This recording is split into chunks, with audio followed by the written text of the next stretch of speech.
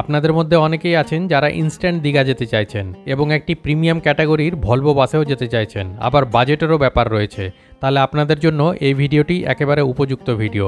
আপনারা এই ভিডিওতে দেখে নিতে পারবেন কোন সময় আপনারা টিকিট কাটতে গেলে আমার মতো এত সস্তায় আপনারা এইরকম প্রিমিয়াম ক্যাটাগরির একটি ভলভো বাসে আপনারাও কিন্তু যেতে পারবেন। তাহলে চলুন ভিডিওটি স্টার্ট করা যাক।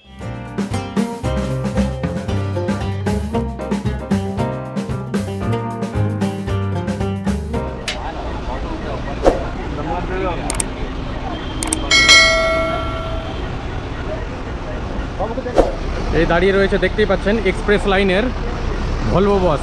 ঠিক আছে, expresslines.com 9600 বিজনেস ক্লাস সিটিং বাস। তো চলুন, এখানে আমরা কিন্তু টিকিট কাউন্টারও কিন্তু দেখতে পেয়ে গেছি। তো একবার প্রথমত আগে জিজ্ঞেস করে নিই যে কত টাকা মতো ভাড়া নেবে। দাদা, দীঘা অবধি ভাড়া কত টাকা? আজকে তো 550 টাকা করে ভাড়া আছে। 550 টাকা? এত কম? হ্যাঁ। আচ্ছা, ঠিক আছে।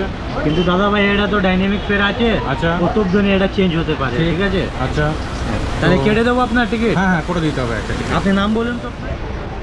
তো আপনাদের দেখালাম, দেখুন কত সস্তায় কিন্তু দীঘা যাওয়া যাচ্ছে, সেটা আবার কিন্তু এক্সপ্রেস লাইনের মতন কোম্পানির বাসে করে। ঠিক আছে, আর আমরা তো সচরাচর জানি এই শ্যামলী পরিবহন কিংবা এক্সপ্রেস লাইন এই ধরনের বাসগুলো কিন্তু সবসময়ের জন্য ভালো হয় এবং সবসময় এগুলো কিন্তু ভলভো বাস হয়ে থাকে।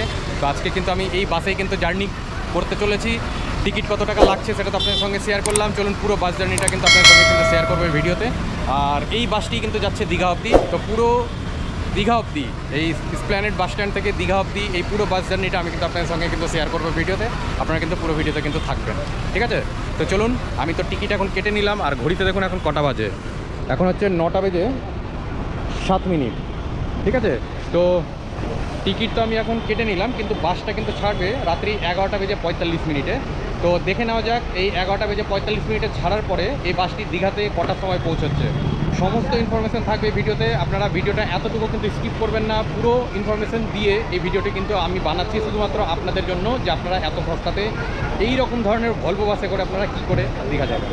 বাসের টিকিটগুলো বুকলেট ক্যাটাগরি, আর বাসের টিকিটে আমার কত টাকা ফেয়ার এবং আমার সিট নম্বর কত দেখুন সবটাই লেখা রয়েছে। বাসের বাইরেটা দেখে হয়তো আপনারা বুঝতেই পারছেন যে বাসটা ঠিক কতটা প্রিমিয়াম ক্যাটাগরি, তাহলে বাসের ভেতরটাও ঠিক আরও কতটাই সুন্দর হতে পারে। আমি সেই অপেক্ষায় ছিলাম যে কত তাড়াতাড়ি আমি বাসের ভেতরে প্রবেশ করব এবং সেই বাসের ইন্টেরিয়ারটা আপনাদের সামনে তুলে ধরতে পারবো। অবশেষে সেই অপেক্ষাটাও শেষ হলো। চলুন, প্রথমত আপনাদের বাসের ভেতরটা একবার দেখিয়ে দিই।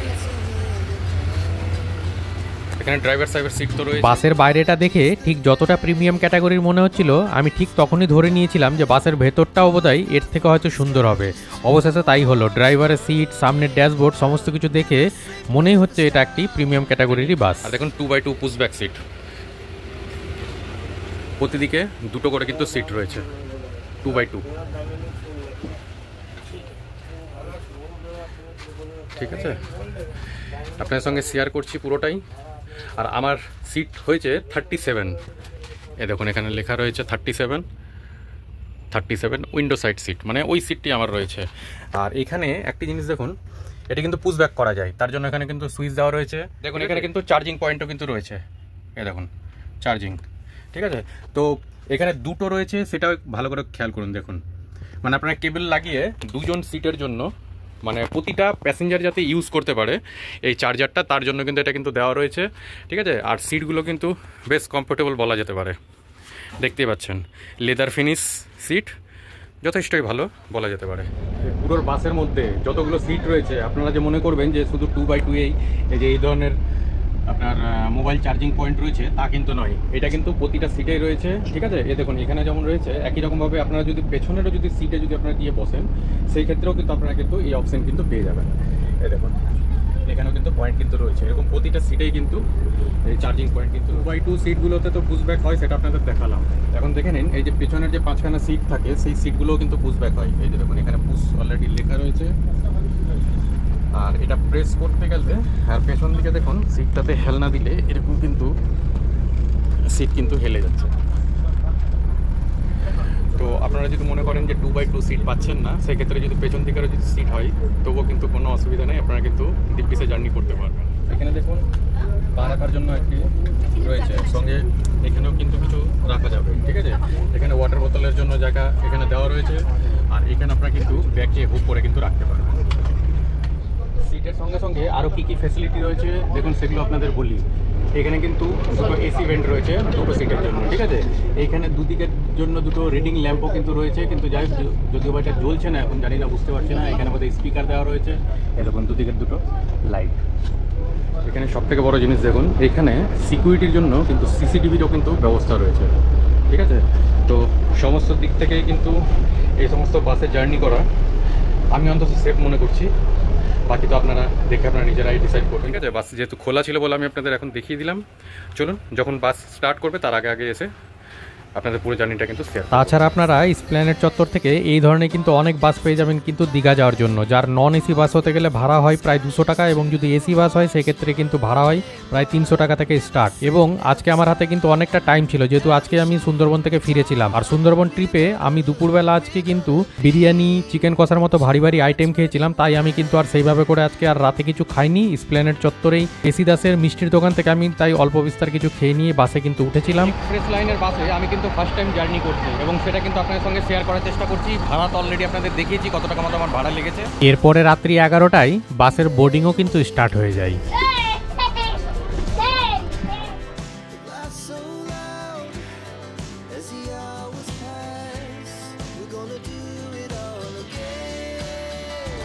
এই যে বাস যে আপনারা যে দেখতে পাচ্ছেন, দেখুন এই যে পুরো বাস। আর এখানে কিন্তু লাগেজ রাখার জন্য যদি আপনারা বড় বড় লাগেজ যদি নিয়ে আসেন, তবে কিন্তু এই সমস্ত জায়গাতে আপনারা কিন্তু রেখে দিতে পারবেন, ঠিক আছে। অনেক বড় স্পেস রয়েছে, বুঝতেই পারছেন। কারণ কেবিনের মধ্যে যদি আপনারা রাখেন সেক্ষেত্রে আপনারা তো রাখতেই পারেন, তবে কিন্তু আপনাদের সিটে বসার জন্য সেক্ষেত্রে কিন্তু অসুবিধা হলেও কিন্তু হতে পারে।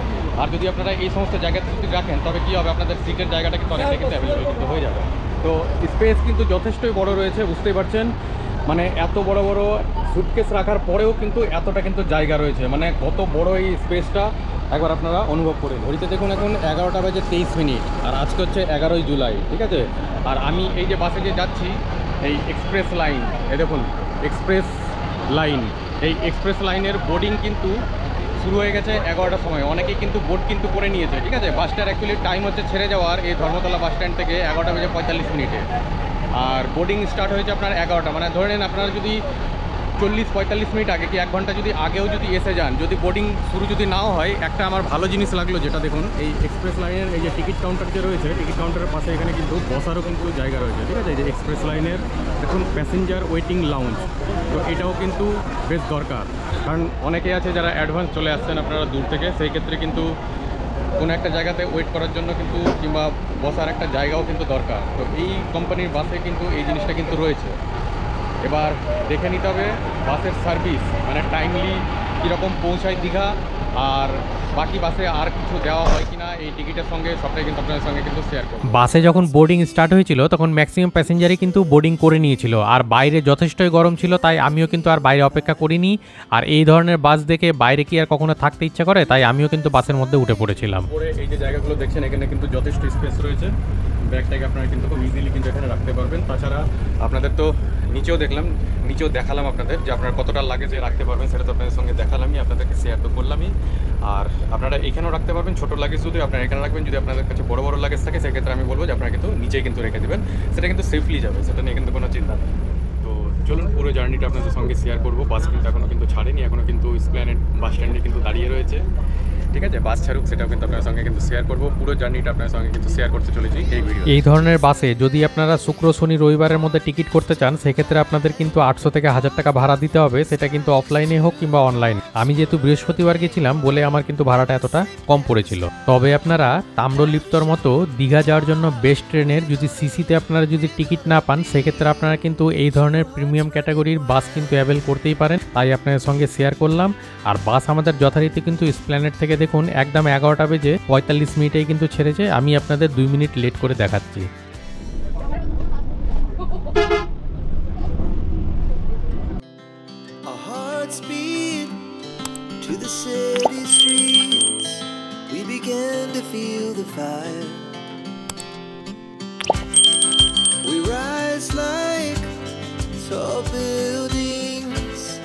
As the chemicals they take us higher.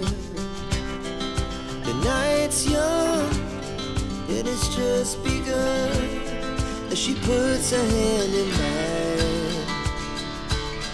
We wanna chase the night, wanna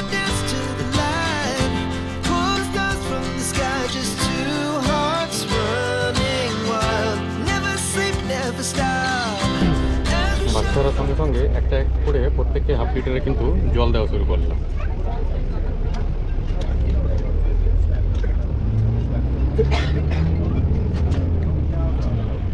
এই ব্র্যান্ডের একটি করে হাফ লিটারের জলের বোতল কিন্তু দেওয়া শুরু করলো এবং সেটা কিন্তু প্রত্যেকটা সিটের প্যাসেঞ্জারকেই কিন্তু দেওয়া হচ্ছে।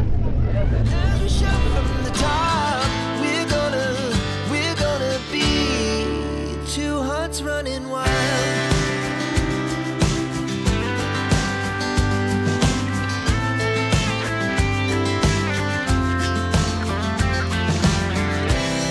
Now the morning is the afternoon. বাসের লাইট সমস্তটাই অফ থাকার কারণে এবং বাসের ভেতরে যথেষ্ট পরিমাণে ঠান্ডা থাকার কারণে কখন যেন চোখটা লেগে এসেছিল জানতেই পারিনি। As the hours pass, we're gonna do it all again.